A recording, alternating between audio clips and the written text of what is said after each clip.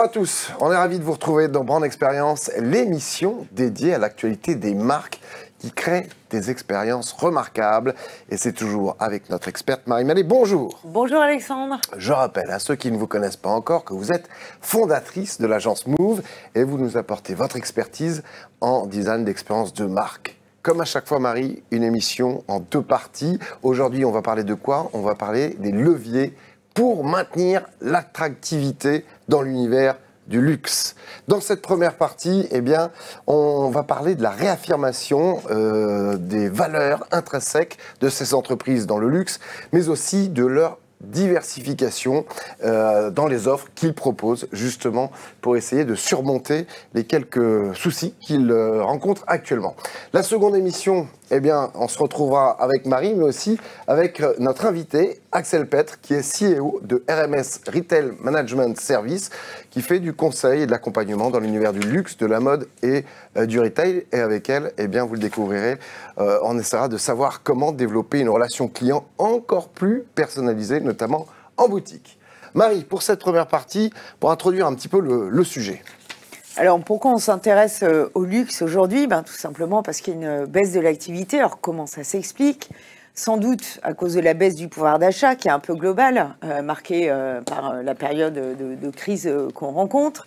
Ça a un impact assez fort, en fait, sur l'achat des biens durables, tout ce qui est voitures, meubles, etc. Et puis des biens semi-durables, notamment tout ce qui est textile et habillement. Donc, on est très touché dans l'univers du luxe. Alors, pourquoi cette baisse? Vous allez certainement me demander, Alexandre. Oui, alors, ce qui est intéressant, parce qu'effectivement, jusqu'à maintenant, c'était un univers qui s'en sortait plutôt bien, malgré les crises. Très bien. Même très bien, et qui est touché. C'est vrai que le luxe, c'est incontournable en termes d'expérience client, c'est très innovant, inspirant, audacieux. C'est souvent un exemple que doivent suivre les autres marques. Donc nous, on va essayer de savoir comment ils tentent de se maintenir face à cette déconsommation, en quelque sorte, et puis les stratégies et solutions qu'ils mettent en place pour essayer justement d'enrayer cette descente dont vous parliez un instant. Alors, Marie, pour nous mettre un petit peu plus dans le bain, est-ce que vous avez quelques chiffres à nous donner ? Alors, j'ai quelques chiffres, évidemment, ça représente moins 2%, mais sur un marché qui est à échelle de 1500 milliards d'euros, pardon, le chiffre fait un peu tourner la tête, moins 2%, c'est par rapport à l'année 2023, en fait, ça représente quelque chose d'assez important, après plus de 10 années, voire 15 années, avec une croissance constante. Ouais. Effectivement, c'est la crise dans l'univers du luxe. Aussi. Alors, pourquoi ? Alors, selon un rapport de Bain, il y a trois facteurs qui expliquent cette décroissance. Le premier, c'est la hausse des prix. Il faut savoir que depuis 2019, il y a plus 33% d'augmentation des prix sur les produits de luxe. C'est très expliqué depuis l'univers du Covid, sur tout ce qui est artisanat, etc. Il y a aussi... Il y a probablement matières premières, entre autres. Certainement. Il y a aussi l'incertitude et la baisse de confiance des consommateurs. Période de guerre entre l'Ukraine et la Russie, période d'élections notamment américaines, des grosses difficultés en Chine. Il faut savoir que la Chine était un des premiers consommateurs de luxe au monde. La Chine consomme moins, et bien forcément ça a eu un impact assez fort sur les chiffres internationaux. Grosse crise économique en Chine, oui. Et puis il y a un dernier facteur qui est un peu moins tangible, mais malgré tout important à mon sens, c'est une certaine fatigue du luxe. Ouais. Alors, pourquoi? Sans doute que le luxe ne répond pas toujours aux attentes, notamment RSE et d'engagement des consommateurs. C'est un petit peu la course à la consommation dans le luxe, avec des nouvelles collections qui sortent tout le temps. On sait que les Fashion Week ont une connotation très commerciale. Donc, est-ce que ça, finalement, ça finit pas par fatiguer et lasser un petit peu. Ouais, surtout dans une période de crise où on se dit tout ça c'est aussi... un peu futile peut-être. Un peu futile. Ça veut dire quoi? Ça veut dire que l'univers du luxe a beaucoup perdu en nombre de clients? Alors, on a entendu 50 millions de consommateurs en moins sur les 400 millions, c'est quand même pas mal. Et surtout des millennials. Qui sont un peu lassés pour le coup et fatigués de ce luxe qui est plus tellement, qui répond plus tellement à leurs attentes. Les millennials, c'est une cible qui ne dépense pas forcément beaucoup d'argent, mais en tout cas qui communique beaucoup notamment sur les réseaux sociaux. Donc ça veut dire un peu moins d'images pour les marques de luxe, c'est embêtant. Hormis le business, évidemment, le chiffre d'affaires, j'entends.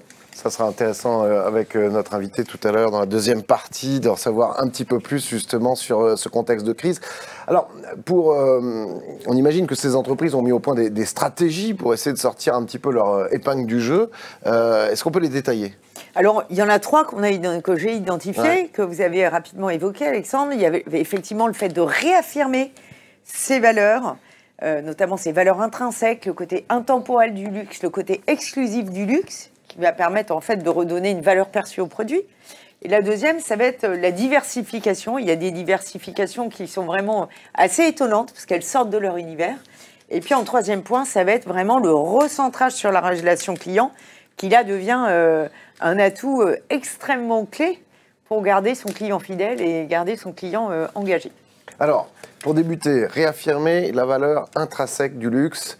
C'est quoi très exactement en fait ? Alors, c'est l'intemporalité des produits, c'est aussi l'exclusivité que proposent les marques. Ouais. Alors, comment elles vont s'y prendre quand on va parler notamment d'intemporalité ? Elles vont recommuniquer sur leur héritage, sur le côté artisanat des produits, sur la façon dont c'est fabriqué, avec beaucoup on va dire de précision, beaucoup d'engagement sur les matières premières, avec des savoir-faire multiples, qui vont permettre vraiment de réancrer cette notion d'intemporalité et de qualité sur le marché. Peut-être d'ailleurs que certains clients, nombreux clients s'étaient dit « trop de luxe tue le luxe ». Quelque part, et que donc, via ces leviers-là, ça permet de réaffirmer de l'exclusivité quand même. Et on va prendre un exemple peut-être avec la maison Hermès. Oui, alors j'aime beaucoup la maison Hermès, c'est un bon exemple en plus de ça, parce que c'est une maison qui n'a pas perdu trop ces derniers temps, justement. Vous perdez en termes de chiffre d'affaires, en bourse, etc. Exactement, elle a plutôt des très bons chiffres, et donc cet exemple méritait d'être souligné. Alors la première chose pour justement réaffirmer cette intemporalité, chez Hermès, ils ont choisi de le faire en mettant en avant l'artisanat à travers des mini-expos qu'on a pu voir dans les magasins coréens notamment, qui s'appelle Hermès in the Making, où en fait on a un grand stand sur lequel sont présentés en fait les différents savoir-faire de la maison, donc avec l'artisan qui est là et qui va présenter en fait sa façon de travailler. Alors ça peut être un sellier, ça peut être quelqu'un qui passe sur de la porcelaine, ça peut être un couturier, ça peut être un horloger. Il y a une douzaine de métiers qui sont présentés, et ce qui permet en fait aux clients d'être en contact direct avec l'artisan, de voir comment il travaille, de poser des questions, de comprendre son métier, et pour la maison, en fait, de réancrer ses savoir-faire, de les réaffirmer en tout cas. Non, là, c'était en Corée, mais j'imagine qu'il commence à le développer un peu partout. Moi, j'étais récemment chez Dior à Paris. Effectivement, il y avait un artisan qui montrait un petit peu comment on faisait des boutons de manchette, etc. Donc, Dior l'a fait aussi. Les maisons ont de plus en plus tendance à le faire. Ouais. Donc, on imagine, Paris et autres villes sont concernées. Alors, finalement, les vrais avantages qu'on dégage de ça, de cette expérience-là, ça permet aux clients de rentrer dans les secrets de la marque, de créer du lien avec la marque, finalement. Ça lui permet aussi de comprendre de comprendre le prix des produits, de comprendre qu'il y a une qualité derrière. Et ça renforce, en fait, la valeur perçue des produits. Et ça, c'est important. Avec la hausse des prix qu'il y a eu, je rappelle, plus 33%, ça permet de justifier du prix du produit, et puis ça permet aussi d'affirmer que c'est un bon placement financier finalement. Et on sait qu'aujourd'hui, ça fait partie de valeurs refuges qui ont une certaine stabilité finalement dans l'univers de la finance. C'est vrai. Les produits de luxe. Ouais, le luxe, les montres par exemple, mais aussi on a l'exemple des sacs Chanel, qui ont doublé quasiment en termes de prix en 4 ans.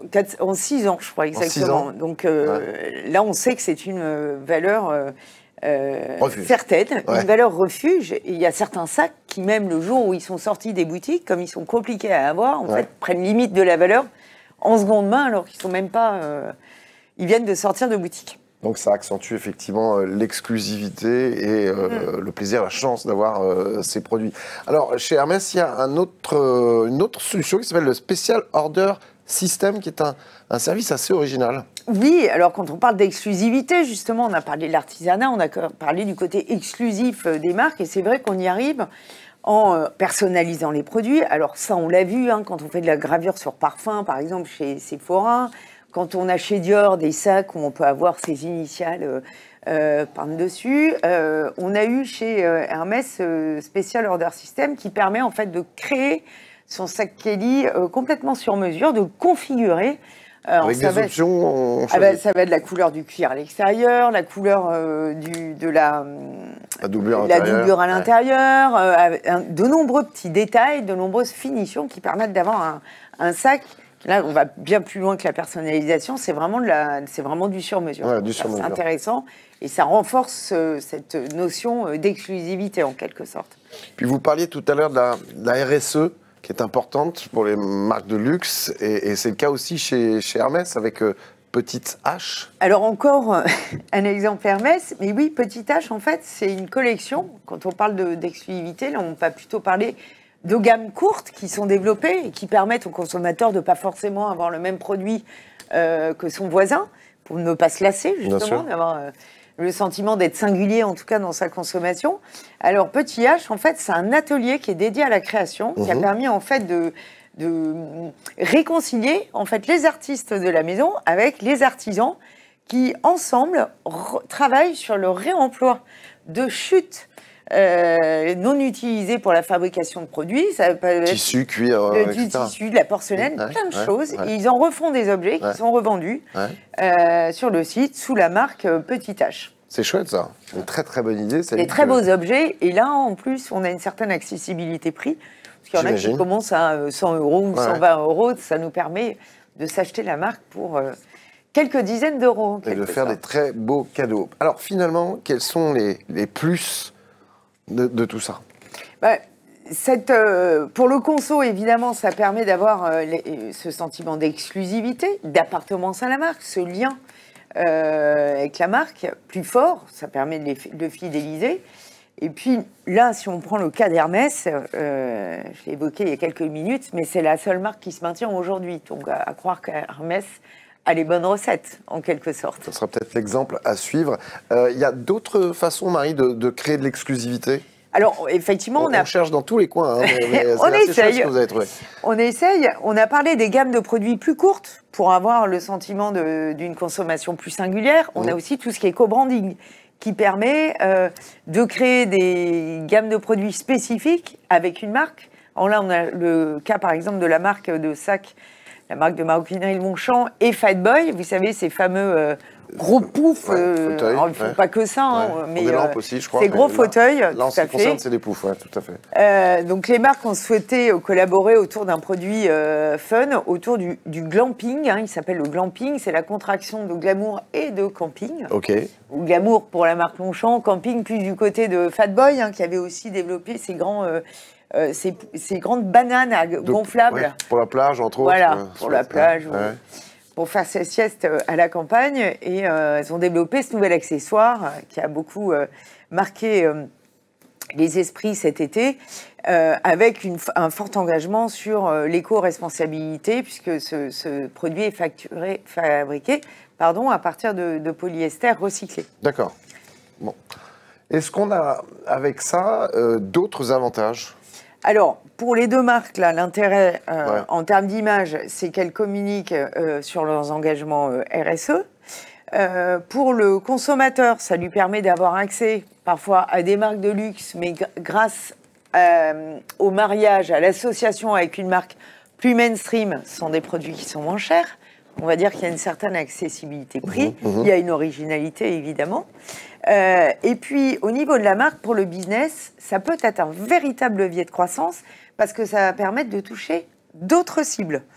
Notamment, pour la marque Longchamp ici, les cibles de Fat Boy qui sont sans doute plus jeunes et des clients qui peuvent permettre d'élargir le spectre de la marque Longchamp à terme. Alors ces avantages, c'est vrai qu'on les retrouve aussi, par exemple récemment, on a entendu dans la presse qu'il y avait un partenariat qui s'était créé entre LVMH et la Formule 1, qui à partir de 2025, et bien dans le cadre d'un accord pour 10 ans quand même, il y aura plusieurs maisons emblématiques de LVMH qui seront impliquées, entre autres Louis Vuitton, Moët Hennessy pour fêter les victoires, et Tag ER. D'ailleurs, Marie, cet exemple de LVMH, ça nous permet de développer ce deuxième point. Alors, deuxième point, effectivement, parce qu'on va aborder LVMH à travers un premier exemple. Le deuxième levier qu'utilisent les marques de luxe aujourd'hui pour se maintenir sur le marché, pour éviter cette décroissance de la consommation, c'est la diversification. Oui. Alors, ça fait partie de choses qu'on a déjà traitées dans d'autres émissions, mais effectivement, l'élargissement de leur univers pour capter de nouvelles cibles, pour capter de nouvelles sources de business. Alors, pourquoi ils le font? C'est pour sortir un petit peu du magasin, pour développer un parcours d'achat plus large, un univers plus large, qui va permettre de prolonger l'expérience au-delà des magasins, de la rendre encore plus inoubliable et sans doute encore plus émotionnelle. Parce qu'en fait, on sait que les émotions, elles touchent et elles font consommer, bien sûr, en quelque sorte. Bien sûr. Et en tout cas, elles créent une préférence à la marque, elles créent un attachement, elles créent de la reconnaissance, en tout cas, et elles s'ancrent dans l'esprit des consommateurs. De toute façon, l'expérience client, c'est aussi créer de l'émotion, hein, et surtout. Exactement. Alors, le premier exemple qu'on a pour rebondir sur votre exemple d'LVMH, c'est le 22 Montaigne Entertainment, qui a été créé par le groupe LVMH. Une société de production. Audiovisuel. Oui, vous avez bien deviné, Alexandre. Ouais. En fait, on avait vu... c'est dingue d'avoir une boîte de luxe qui crée sa propre société de production. C'est fou. Alors, qu'est-ce qu'ils vont proposer avec ça? Alors, l'objectif pour eux, ça va être de mettre en scène leur métier, encore une fois, de réaffirmer leurs valeurs, d'aller travailler tout le storytelling autour de leur marque en produisant leur propre film, à l'instar du film qui était sorti, qui s'appelle Inside the Dream, qui avait été sorti pour Bulgari. Alors, c'était une autre maison de production, mais ce film a eu un grand succès. Je vous invite à aller le voir. Il raconte vraiment les secrets de fabrication de la maison Bulgari et l'attachement des différentes égéries de la maison Bulgari aux bijoux, en quelque sorte.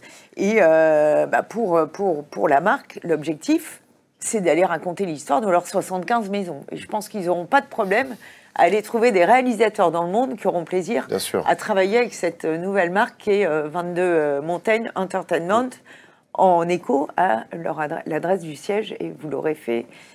Vous aurez certainement fait le lien. Pour ceux qui, justement, veulent voir ce Inside the Dream à propos de Bulgari, c'est sur Prime Video, c'est ça? Oui. Disponible encore. On peut le trouver aussi sur YouTube assez facilement. Et puis j'imagine qu'ils vont pouvoir créer d'autres documentaires, d'autres reportages, peut-être même de la fiction, on ne sait pas. Tout est possible. Pour mettre en avant le milieu du luxe. Oui, on a eu déjà l'exemple avec la Maison Saint-Laurent qui a coproduit en tout cas le film Emilia Pérez qui est sorti il y a quelques mois en France. Donc là, c'est un pas encore plus loin pour le groupe LVMH dans cette idée de l'entertainment. Alors, cette idée d'entertainment, d'avoir sa propre entreprise de production, les avantages qu'on retire? Encore une fois, on partage ses secrets avec le consommateur. On les fait rentrer dans les coulisses. On les fait rentrer dans les coulisses. Il a un sentiment d'exclusivité, un sentiment d'appartenance finalement à la marque et à son univers. Et puis pour les marques, ça permet d'internaliser encore une verticale qui peut rapporter du business, et puis ça permet surtout de contrôler leur image. Bien sûr. En plus. Alors, toutes ces marques qui sont très créatives, et donc on a encore d'autres exemples sur cette diversification. Alors, quand on parle de l'entertainment, de façon plus large, on peut aller vers l'univers des loisirs, notamment.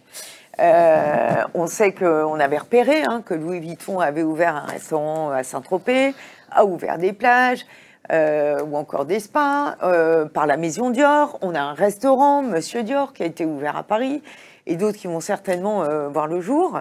Ce que j'ai repéré, moi, c'est le train Belmont, qui a été relancé par le groupe LVMH. Alors, LVMH avait racheté en 2018 le groupe d'hôtels du même nom, Belmont. D'accord. Et a souhaité redémarrer, ça va arriver dans quelques mois, le rail, avec le redémarrage de l'Eastern and Oriental Express, qui est un train ultra luxueux, qui a un hébergement mobile certainement le plus prestigieux du monde.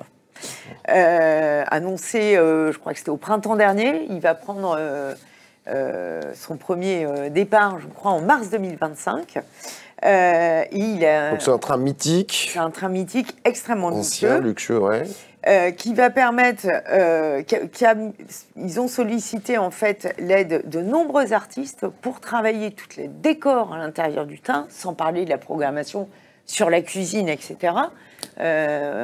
Où je crois qu'il y a Jean Humbert notamment qui a participé à la création de la carte. Mais on a des artisans au niveau des vitraux qui ont été utilisés, au niveau de tout ce qui est menuiserie, au niveau de tout ce qui est décorum, au niveau de tout ce qui est tapisserie. Donc chaque élément est pensé vraiment dans son détail. Et puis, à un lieu d'exception, il y aura évidemment des services d'exception avec la possibilité de bénéficier d'un steward dédié 24 heures sur 24, d'équipements vraiment de prestige au niveau des tenues d'intérieur, des articles de toilette, de tout ce que vous allez trouver dans votre petite cabine, de dîner privé, de boissons à volonté ou encore de transfert. Mais ce service aura évidemment un prix. Alors, les premiers chiffres qu'on a évoqués, attention, extrêmement me taper sur la tête. Important, très haut. C'est 80 000 livres par nuit, donc à voir. C'est peut-être. 80 000 livres, ça fait, ça fait un petit peu cher la nuit, pas loin de 95 000 euros. Ah oui. Ça me semble assez important. Est-ce qu'on parle du voyage? Est-ce qu'on parle de la nuit? Attendons de voir quand les réservations seront ouvertes. Peut-être vous pouvez nous faire inviter pour qu'on fasse un reportage. On essaiera. Hein, on essaiera. Alors, ok, c'est bien ça, cette association Louis Vuitton, ici dans le voyage avec le train Belmont. C'est quoi? Ils en retirent quoi comme avantage? Les clients? Oui, les clients et puis la marque. Les clients, là, c'est vraiment aller jusqu'au bout de leurs rêves les plus fous, ou de leur offrir une expérience vraiment incontournable. Et on sait que dans le domaine du voyage, le voyage de luxe notamment, c'est un domaine qui est de plus en plus grandissant, qui est en pleine expansion. Ça représente à peu près des dépenses d'1,28 milliard de dollars par an. Cette dernière année, on estime à une augmentation qui va être à peu près de 10% jusqu'à 2030. Donc, il y a encore à développer des offres dans ce domaine. C'est vrai. Peut-être aussi toujours surprendre encore plus le client. Et même d'ailleurs, on a des marques qui ne sont pas forcément du luxe. Hein. Il y avait Accor, qui n'est pas nativement une marque de luxe, mais qui a repris la marque Dolce Vita. Pour qui proposer. propose là, justement, alors là, c'est des voyages, mais luxe en aussi Italie. en train aussi, au sein de l'Italie. D'autres exemples, Marie, de diversification? Alors, un exemple qui va vous sembler peut-être plus classique par rapport au métier initial de la maison, c'est la maison de beauté Chanel, qui a ouvert ses portes il y a quelques jours dans le 16e arrondissement de Paris. Alors, ça méritait d'être soulevé parce que c'est vrai que la plupart de marques de luxe ont développé leur offre beauté, mais en faire un lieu aussi important, de 180 mètres carrés, pour la maison Chanel, c'est vraiment une nouveauté, c'est vraiment une innovation. D'accord. Alors, ce temple dédié aux parfums, aux soins, au maquillage, il a vraiment été réfléchi avec des grands architectes pour valoriser l'ensemble des codes de la marque. Alors, dans des détails, on a le blanc, évidemment, qui est très utilisé dans les murs, sur les murs, pardon. On a des vitrines qui sont ourlées d'un liseré noir, qui est vraiment un code de marque très utilisé par la maison. On a des grilles en fer qui entremêlent les C de Chanel, mais aussi on aperçoit la silhouette du flacon numéro 5. Donc on a vraiment des codes de marque qui permettent une identification, une reconnaissance immédiate du lieu. Et puis ce qui est proposé à l'intérieur, c'est vraiment une expérience multisensorielle. On sait que la sensorialité, ça suscite les émotions, encore une fois, avec, par exemple, un mur de toutes les fragrances de la maison, un outil qui permet en fait, de retrouver d'associer les odeurs avec les parfums Chanel, les fragrances avec les parfums Chanel, les essences, pardon, voilà le mot que je cherchais, mais aussi de pouvoir trouver le parfum le plus correspondant en fait à sa peau, à ses goûts, à sa personnalité. Et puis il y a évidemment des cabines qui permettent d'avoir des soins ultra personnalisés, ultra sur mesure, tant par des facialistes que par des make-up artistes. Donc là, ça permet vraiment de mettre en scène tous les savoir-faire de la maison en matière de beauté. Qu'est-ce que ça apporte finalement à la marque d'avoir créé ce lieu un peu d'excellence? Donner une dimension très expérientielle à ce secteur de la beauté. C'est vrai que la marque Chanel, en termes de beauté, tout ce qui est cosmétique, c'est plutôt vendu en multimarque. Sephora, par exemple, chez Nocibé. Donc là, ça permet à la marque d'avoir une relation directe avec ses consommateurs et d'offrir une expérience vraiment sensorielle et vraiment exclusive et mémorable à ses clients. Et puis bon, on sait que la beauté fait vendre. On sait que la plupart des marques de luxe ont développé des offres beauté pour pouvoir répondre à une demande et puis permettre aux consommateurs d'avoir un produit un peu plus accessible. Pour info, le groupe Kering a développé une division beauté, Hermès a développé une offre de make-up plus récemment. C'est un marché qui est très important parce qu'il permet aussi de toucher des cibles plus jeunes. Ouais, et encore une fois, ce sont les cibles qui partagent beaucoup sur les réseaux sociaux, donc c'est intéressant pour elles d'avoir cette reconnaissance de cibles plus jeunes. Et qui seront peut-être des clients pour demain. Pour demain. Alors, comme tout est bon dans l'émotion, où tout est possible, on imagine tout, on va jusqu'à concerner le client via ses animaux de compagnie. Par exemple. C'est hyper original. Alors, c'est une petite offre qui vient d'être développée, qui s'appelle Dog Lovers. Alors, c'est sans le O dans l'écriture, pour rappeler le L et le V de Louis Vuitton. Ouais. C'est une collection qui arrivera au printemps-été 2025, qui est une collection pour le maître et son chien, avec plein de petits accessoires. Il y a des vêtements, il y a des colliers pour le maître ou son chien. Il y a des petites gamelles. Il y a des colliers pour le chien et des colliers pour le maître. Alors, ça va être des ceintures assorties, par exemple. Ça va être, en tout cas, c'est une collection pour montrer que le maître et le chien sont assortis. On sait qu'ils ont un lien très fort entre eux. Et puis, on sait que c'est un gros marché. Ça permet de resserrer le lien. C'est un gros marché aussi. Bien sûr. Parce que l'adoption est plus qu'exponentielle, l'adoption d'animaux de compagnie est très exponentielle depuis le Covid. Bon, il y a l'abandon aussi, mais l'adoption. Et donc, c'est intéressant d'adresser ces nouvelles cibles à travers des animaux qui les touchent, les animaux de compagnie. Bien sûr, bien sûr. On sait que chaque année, les Français, entre autres, dépensent des fortunes pour la nourriture et pour les gadgets autour, gadgets ou non d'ailleurs, de leurs animaux de compagnie. C'est pour ça que moi j'ai adopté un lézard, ça mange moins de croquettes. Alors, en résumant, pour cette première partie, sur la diversification qui permet au luxe d'essayer de rebondir, de se sortir de cette ornière. Alors, oui, bien sûr, au niveau de l'image, ça permet de créer des nouveaux points de contact avec le consommateur, cette diversification, puisqu'on va au-delà du magasin. On offre des choses au-delà du magasin aux clients. Les clients peuvent découvrir un aspect plus innovant de la marque ou un aspect plus inédit. Ça nous donne une image, on va dire, d'innovation, d'originalité. Et puis, c'est une stratégie qui est particulièrement efficace, comme on l'a vu, auprès des millennials. Parce que c'est une clientèle qui est jeune, qui est influente, qui va consommer le luxe de façon un peu plus accessible, c'est-à-dire qu'ils ne vont pas hésiter, par exemple, à aller prendre un petit déjeuner à 50 € au Café Dior et à évidemment partager ça avec leurs amis sur les réseaux sociaux. C'est une clientèle aussi qui va partager, par exemple, ses tips make-up et parler notamment de la beauté. Donc, c'est vraiment deux leviers qui sont intéressants pour toucher ces cibles. Alors, ça rajeunit, j'imagine, l'image de la marque aussi. En plus, et ça, c'est intéressant dans cet univers. Et puis, il y a évidemment un effet business, ce que j'appelle business. Ça permet d'élargir les sources de revenus, puisque ça permet d'investir de nouveaux secteurs prometteurs dans lesquels on a des coûts opérationnels qui seront largement amortis par les revenus, notamment le secteur de la beauté et des cosmétiques. Alors, c'est bien beau, on jette beaucoup d'étoiles comme ça a l'air magnifique, mais j'imagine qu'il y a quand même quelques limites à cette diversification quand même. Alors oui, il faut faire attention à ce qu'elle ne soit pas excessive, cette diversification, ou incohérente avec l'ADN de la marque. C'est là qu'il peut y avoir des problèmes et en fait compromettre finalement l'image de marque et aller à l'inverse de ce qui est recherché en quelque sorte, parce qu'on peut faire peur à la clientèle traditionnelle avec une image qui serait trop jeune ou peut-être moins comprise en tout cas par cette clientèle.